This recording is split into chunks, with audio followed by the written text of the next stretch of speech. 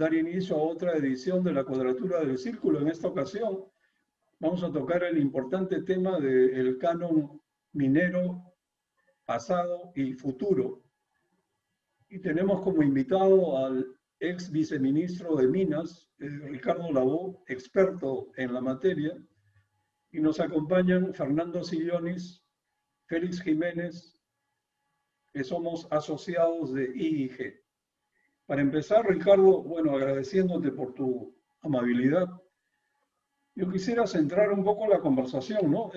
Lo que me ha llamado siempre la atención es que se supondría que las localidades receptoras del canon, en las regiones donde han recibido montos significativos, deberían estar dotadas de infraestructura social, infraestructura productiva, y debieran haber superado el ingreso per cápita promedio nacional. Son regiones ricas. Contrariamente a lo que uno esperaría, en dichas regiones se enfrentan conflictos sociales y se ha impuesto un clima antiminero que afecta el crecimiento de la minería y el crecimiento del país. O sea, este creo que es el contexto. Me parece que es injusto, es inmerecido para una actividad tan importante para el país como la minería, pero seamos realistas, es lo que ha pasado. Ricardo, nos gustaría mucho comenzar escuchando de ti cómo ves el canon en general, cómo empezó, cuánto implica, cómo se ha venido gastando, una especie de foto de dónde estamos. Adelante, Ricardo. Perfecto, muchas gracias, Gonzalo. Un cordial saludo a todos y a Fernando y a Félix.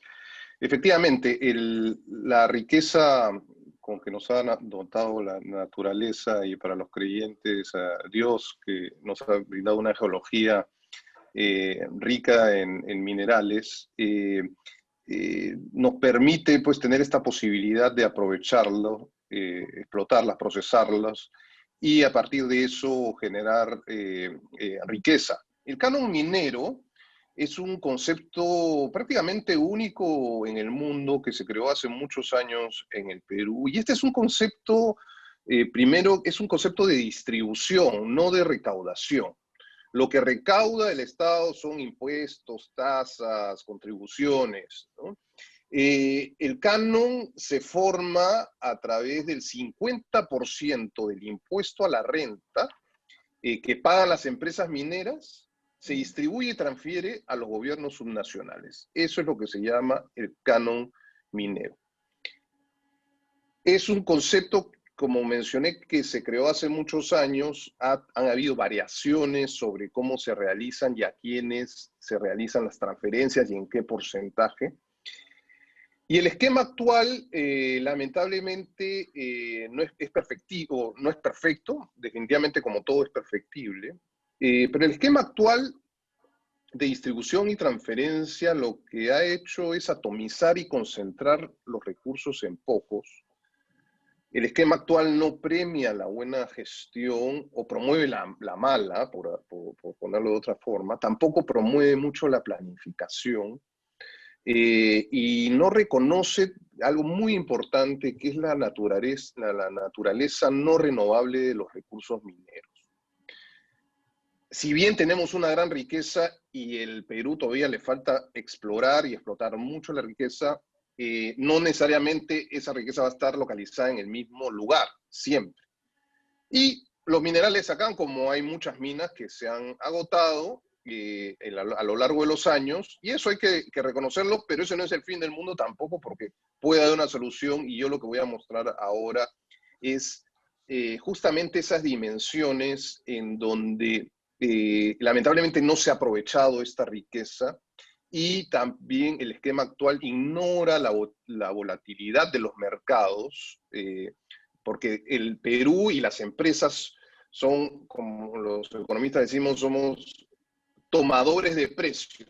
Alguien en los mercados, en la bolsa de valores de Londres, determina los precios y no tenemos control sobre esos precios. Si el precio sube, vamos a ganar más. Si el precio baja, vamos a ganar menos, ¿no?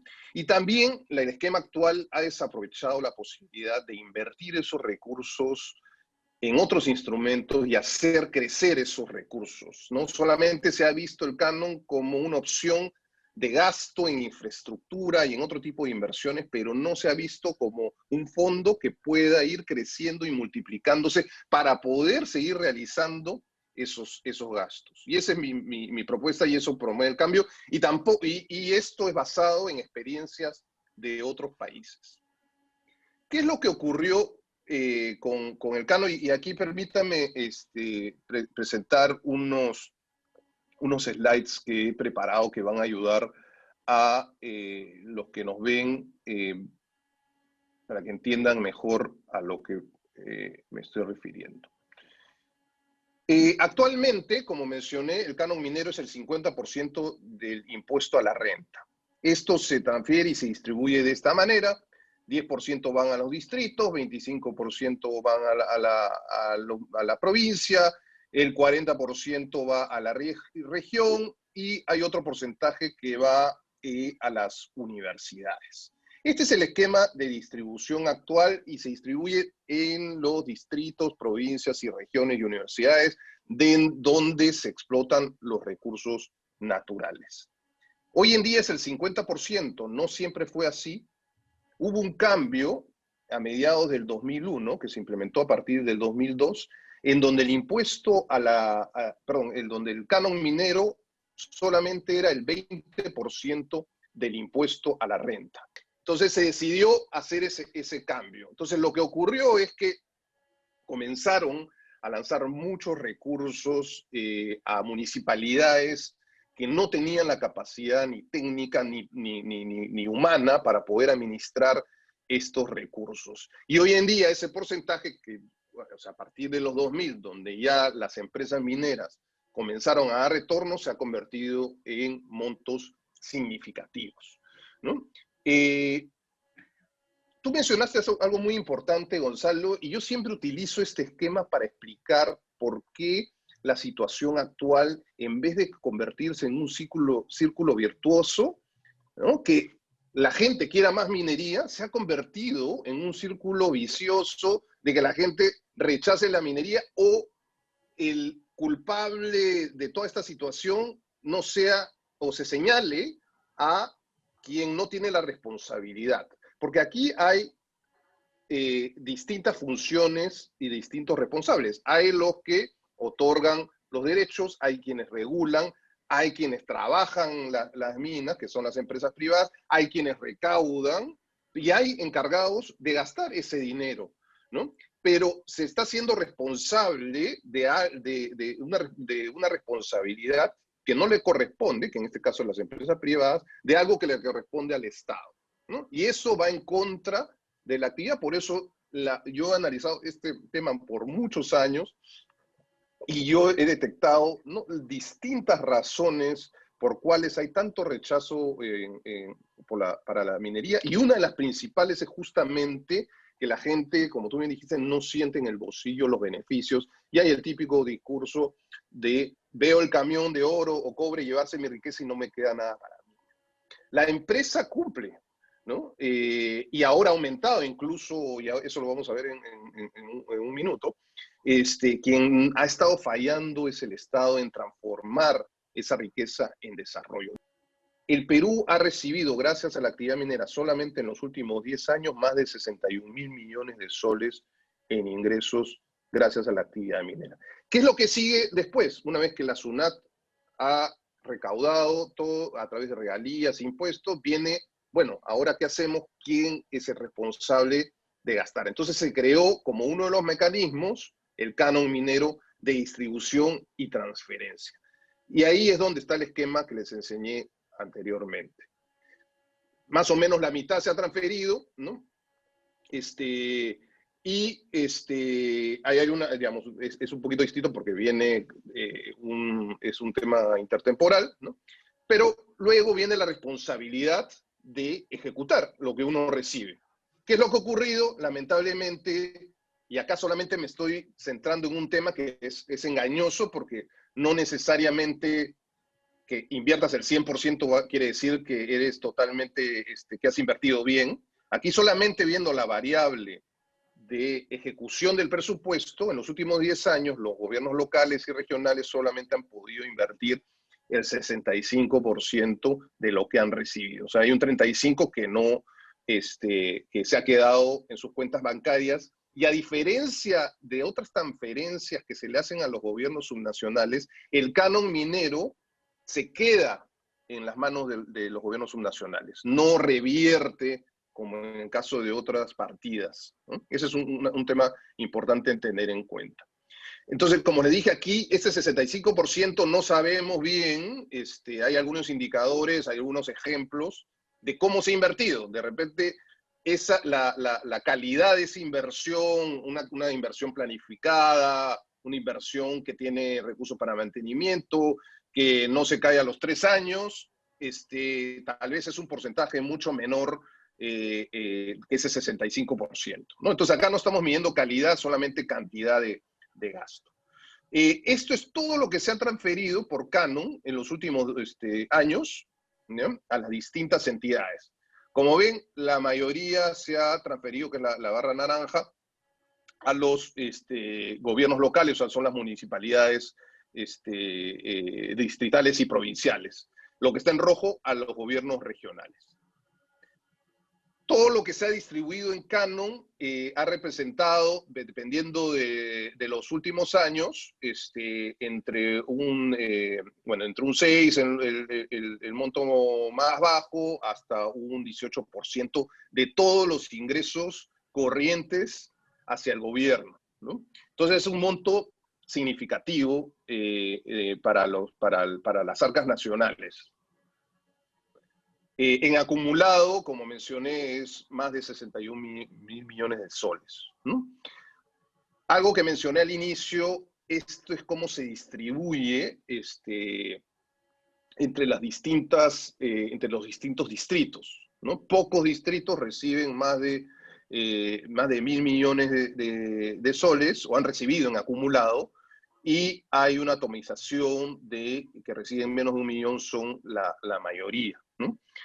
Por la forma de distribución que mostré inicialmente. Ese es un tema que también se debe corregir. Lo otro está entre la capacidad de ejecución. Como les mencioné, es un promedio más o menos de 65% lo que han ejecutado en los últimos años, ¿no? Nuevamente aquí descontando o no tomando en cuenta, perdón, si es que hay corrupción, la calidad de la inversión, ¿no? Tú preguntaste en qué se ha estado invirtiendo. Estos son los rubros en que se ha invertido el canon. Hay ciertos parámetros, la ley del canon indica en qué puedes invertir, en qué no puedes invertir. Claro, hay un porcentaje importante, casi el 20%, casi un quinto en planeamiento, lo cual también es importante si es que funciona bien, ¿no? Y el resto, bueno, en transporte, educación, saneamiento, ¿no? Esto no siempre ha sido así. Esto es data de un documento que yo escribí hace como 15 años, que vengo siguiendo el tema. Ha habido una mejora, eso sí, como vemos acá, y disculpe que esté en inglés, pero esto es data de entre el 92 y el 2003, el 63% se dedicaba a gastos corrientes. Después hubo un perfeccionamiento de la norma para que no sea así, y solamente el 16-17% se destinaba a inversiones. También hay que mencionar qué tan importante es dentro de los presupuestos del canon, el canon dentro con porcentaje del presupuesto. Esto ha ido variando, se ha hecho menos importante, pero igual sigue siendo importante, ¿no? Hace más de 10 años, el canon minero representaba más del 50% para muchos gobiernos locales y regionales. Eso ha ido disminuyendo, pero igual sigue siendo bien canon dependiente, digamos, los presupuestos, ¿no? Entonces, para resumir un poco donde he llegado hasta este momento, el canon minero es muy importante para los recursos que reciben los gobiernos subnacionales, ¿no? Se cumple con pagar los impuestos y se cumple con esa distribución, ¿no? De nada sirve esa riqueza si es que no es traducida en desarrollo. Entonces el enfoque ciertamente tiene que ser en cómo administro bien esos recursos para poder tener buena infraestructura de educación, buena infraestructura en salud, buenas carreteras, etcétera, etcétera, etcétera, para que se vea y se tangibilice. Claro, y en el proceso, cuando uno ejecuta esas obras, hay generación de empleo, también hay generación de impuesto, de impuesto a las ventas, y hay todo un efecto multiplicador en ese proceso, ¿no? Fernando, ¿qué Efectivamente. opinas de esta situación, tú que tienes la experiencia de gobernador regional? Sí. No, apasionante, muy didáctica la presentación de Ricardo. Y aparte de trabajar el tema de la gestión del canon, que es lo que va a presentar a continuación, hay un problema de desinformación grotesco, ¿no? Grotesco. Yo he estado en marchas, ¿no? De protestas contra la minería, donde el grito era canon sí, mina no, por ejemplo, ¿no? A ese nivel de desconocimiento se ha llegado. Entonces, completamente de acuerdo, hay un desafío comunicacional, educativo, ¿no? Que se impone y con todas estas gráficas que son impresionantes, ¿no? Entonces, totalmente de acuerdo. Y después sí quiero escuchar la propuesta de cómo mejorar la gestión de esos fondos que son cuantiosos, ¿no? Pero interesantísimo cómo tenemos que comunicar para que la mayoría de los peruanos, sobre todo los ciudadanos de las regiones mineras, sepan de qué se trata. Y veo que no lo tienen claro. Félix, un comentario. Sí, excelente, me parece, porque creo que volvemos al tema de diversos sectores en el sector público, ¿no? Lo que falta es la gestión y creo que el problema va a seguir siendo la gestión a menos que se rediseñe todo el sistema del canon. Ahí, Ricardo, solo quería hacerte una pregunta, porque además de gobiernos subregionales, perdón, subnacionales, sean los regionales o los locales, como habías mencionado, también parte del canon va a las universidades, pero tienes varias universidades que los recursos los ponen en los bancos o en instituciones financieras, generan intereses y se vuelven recursos propios. Entonces no se cumple con el objetivo de que inviertan en investigación y desarrollo. Quería saber si es que esto también lo prevé tu propuesta o tienes algún otro mecanismo alternativo para que efectivamente las universidades inviertan en desarrollo, ¿no? Ricardo, por mi lado quisiera comentar, aparte de muy importante tu presentación y es un abreojos total. ¿Se cuenta con alguna metodología estandarizada para estimar la brecha de infraestructura en las provincias o las localidades? Porque estamos navegando a ciegas, me da la impresión. Y debiera haber objetivos y benchmarks de seguimiento de los proyectos para medir si el ingreso per cápita aumenta, si se reduce la pobreza. Es decir, si no hay mecanismos de seguimiento y las obras con frecuencia no se terminan, creo que estamos arando en el desierto hasta cierto punto. Por otro lado, se gasta mucho en estudios, pero probablemente, me imagino, se debería evitar la repetición de estudios de proyectos similares, porque en las localidades, las escuelas, los centros de salud o la comisaría o algo, o los canales o los caminos vecinales, son básicamente obras del mismo tipo. Debieran estandarizarse, ¿no? En proyectos modulares, replicables y sobre todo empaquetables, porque no sé qué opina Ricardo. Estas unidades ejecutoras liliputienses que hacen proyectos de obritas pequeñísimas son, aparte de incontrolables, bien poco eficientes. ¿Cómo se podría pensar en empaquetar y darle mejor gerencia al gasto del canon en cada región? Totalmente. Bueno, comenzando por lo último que has mencionado sobre el tema de la brecha de infraestructura, ¿no? Sí, en el Plan Nacional de Infraestructura sí hay estimados, aunque más macro, ¿no? Sobre cuál es esa brecha. Hay también, digamos, se va bajando un poco hacia nivel regional. Y los números, claro, son impresionantes. Creo que lo que está faltando es más cómo incorporar eso a los planes, e incorporar también a la minería en los planes como una fuente de desarrollo, ¿no? Hay un divorcio entre la planificación sectorial que genera recursos con la planificación sectorial que gasta los recursos, ¿no? Entonces no están conversando entre los que son encargados de generar recursos, que son pocos ministerios, y los encargados de realizar las inversiones o el gasto público, ¿no?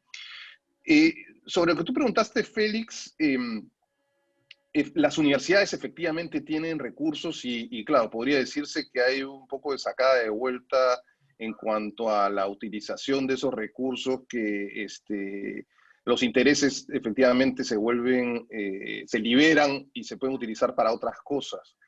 Que yo conozca, por lo menos conozco una experiencia que sí está administrando bien el canon, que es la Universidad Nacional de San Agustín, la UNSA, que con un liderazgo claro sí están, y esto ha comenzado hace pocos años, de invertir bien sus recursos para temas de innovación, investigación. El otro gran mecanismo, que es el que mayor recursos administra, es el obras por impuestos. Todo esto no es nada más que la administración privada de fondos públicos, el reconocimiento explícito del gobierno, decir, yo no tengo capacidad de gestionar. Entonces tú, privado, a través de estos mecanismos, por favor, administralo mejor que yo.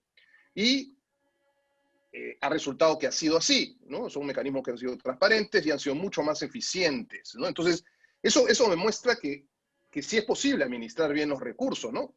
Pueden ser perfectibles, etcétera.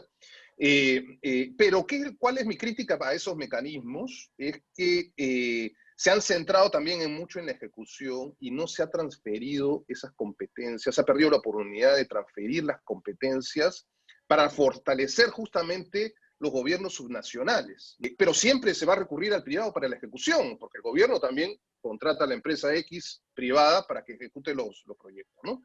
Entonces, dado todo esto, me gustaría compartir con ustedes una propuesta que no corrige todo el problema del canon, pero sí por lo menos 3 puntos, ¿no?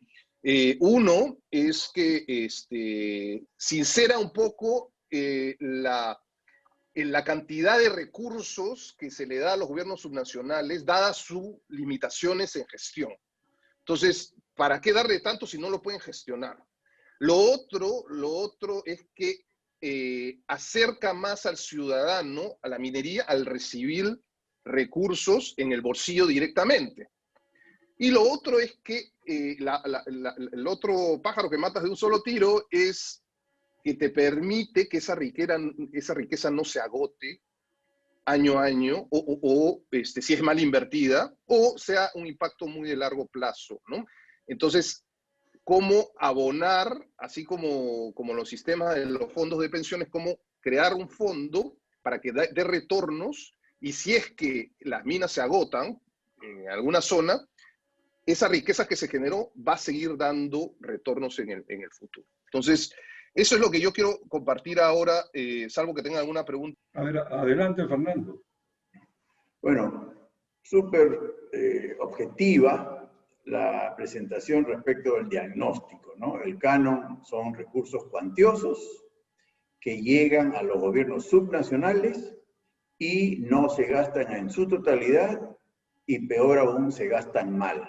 Esa parte la hemos entendido y en mi opinión falta ser explicada porque muchos peruanos no están conscientes de eso. Sin embargo, ¿qué hacer? Esa es la pregunta, ¿no? ¿Qué hacer para corregir esto, ¿no? Y yo creo que Ricardo tiene una propuesta muy interesante al respecto, incluso sustentada en experiencias muy exitosas de fondos internacionales. Yo quería referirme al tema de distribución del ingreso a las poblaciones, porque al final, si no empatas la cancha en cuanto a dotación de infraestructura, una familia que tenga 100 soles más no va a poder igual comprar 100 soles más de electricidad, o de agua, o de educación, o de caminos, ¿no? Y mi propuesta es crear un nuevo canon minero, ¿ya? Esto es un modelo simple, totalmente perfectible, crear este fondo minero soberano y transferir directamente montos al bolsillo de los ciudadanos. Como les dije, los beneficios son, la población va a recibir anualmente beneficios tangibles, ¿no? Lo cual va a incentivar el consumo y la inversión, ¿no? Y también van a haber más pagos de impuestos. Hay un círculo virtuoso que se genera. Se genera un fondo intangible que va a permitir dar beneficios a generaciones futuras con lo que explotamos hoy en día. Entonces se transforma un recurso no renovable en un recurso financiero renovable o sostenible. Y los gobiernos subnacionales se van a ir pudiendo adaptar a su capacidad de gestión, ¿no? Claro, hay varias consideraciones aquí. Este fondo tiene que tener una gobernanza, tiene que ser realmente intangible, porque crear un fondo es muy tentador cuando llega a los niveles que les voy a mostrar, ¿no? Tiene que haber un control de cómo se invierten esos recursos, ¿no? Creo que sí, todos estos mecanismos alternativos de gestión de recursos deberían continuar hasta que, bueno, se pueda superar todos estos impases, ¿no? Y también evaluar si se ponen límites en la distribución, porque tampoco queremos que alguien que vivan netamente de sus rentas, digamos, y esto desincentivo el empleo en algunas zonas, ¿no? Lo cual también ocurre en algunos momentos, ¿no? Entonces, esta es mi propuesta, que el impuesto a la renta se distribuya de esta manera. El 50% siga yendo al gobierno central, una parte vaya a este nuevo canon minero. Estos porcentajes pueden variar, pero es una propuesta, ¿no? Parte, el 18% al Fondo Minero Soberano, y a la población directamente un 2.5%. Parece poco, pero cuando ya entramos al detalle, el Fondo Minero Soberano va a dar rentabilidad que va a ser distribuida a la población. ¿Para qué se utilizaría esto? Sí, los gobiernos subnacionales requieren recursos para realizar sus inversiones, eso debería continuar, ¿no? Este fondo minero sí debería ser solamente intangible para generar recursos, ahorros y recursos futuros, y la población, lo que reciba, la puede gastar en lo que quiera, y el gobierno nacional, bueno, distribuye entre los distintos sectores. Entonces, esto es, no voy a entrar en detalle aquí por, digamos, son números que pueden confundir, pero simplemente para entender la composición, este nuevo canon minero estaría compuesto con parte del impuesto a la renta, parte de lo que, no todo, porque digamos, para no premiar la falta de gestión, solamente parte de lo que dejan de ejecutar cada año, y parte de los retornos de este fondo soberano que les digo que se debería crear. El fondo soberano debería estar constituido por parte del impuesto a la renta, y también parte de lo que no invierten los gobiernos regionales debería ir alimentando año a año este fondo, ¿no? Porque, digamos, sería la parte justa, y las transferencias a la población estarían compuestas con parte del impuesto a la renta, la gran mayoría de los retornos anuales que generaría este fondo, y también parte de lo que dejan de ejecutar los gobiernos subnacionales. Mi propuesta, ¿qué es lo que cambia? La distribución del nuevo canon minero sería similar a lo que han recibido, serían alrededor de 30.000 millones de soles, si esto se hubiera creado en el 2004, digamos, si esta conversación lo hubiéramos tenido hace 17 años, ¿no? Y hubiera sido aprobada por alguien y hubiéramos puesto esta distribución, ¿no? Se hubiera repartido 30.000 millones de soles a los gobiernos subnacionales, o sea, algo similar a lo que ya reciben ahora, se hubiera podido distribuir entre la población más de 10.000 millones de soles, y habría hoy en día un fondo soberano con casi 20.000 millones de soles, ¿no? Que es lo que está representado, acumulado, ¿eh? Lo que está representado en rojo, gracias a las contribuciones anuales, ¿no? Y gracias al retorno de este fondo. Yo he calculado este fondo con una tasa de retorno real a 5% en los últimos años, que es totalmente razonable.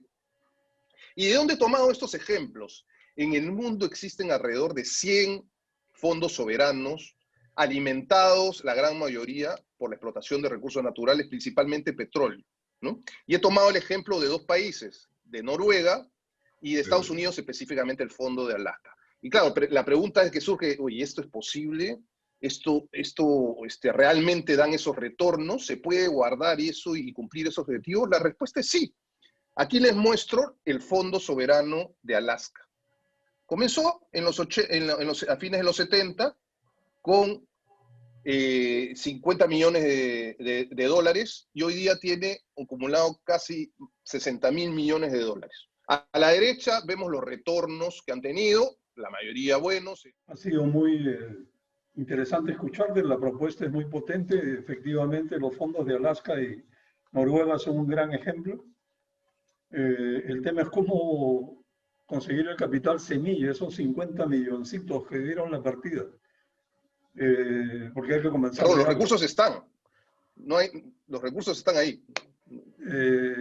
Yo escuché una versión que decía que lo que no se gasta en el año, ese 35% no gastado promedio anual, retorna al tesoro y forma parte de los famosos ahorros del fisco. De repente ha sido mala información, pero efectivamente si la plata está ahí todavía, debiera servir de capital semilla para este fondo soberano minero, que 100% de acuerdo, si logramos montarlo, bueno, ahí estamos convirtiendo una riqueza no renovable en riqueza permanente para el país. Y cambiaría la faz del Perú. Bueno, para concluir, quería agradecerte y agradecer a Fernando y a Félix. Me parece que el empaquetamiento de proyectos que son generalmente pequeños en las localidades es sumamente importante. Igualmente, la gerencia del gasto es sumamente crucial y podría servir, por ejemplo, que se reconozca como gasto del canon minero la contratación de un PMO regional que se haga cargo de desarrollar el conjunto de las obras dentro de planes de desarrollo local, provincial y regional. Sería, creo, una manera eficiente de avanzar mientras se capacita a los funcionarios de todo nivel para desarrollar y gestionar proyectos. Muchísimas gracias, Ricardo. Ha sido verdaderamente una lección sobre la realidad del canon, que en este momento es tan discutido en el país y que debiéramos saber aprovecharlo. Bueno, muchísimas gracias a todos. Gracias, Ricardo, gracias, Fernando, y gracias, Félix. Y será hasta una próxima edición de La Cuadratura del Círculo.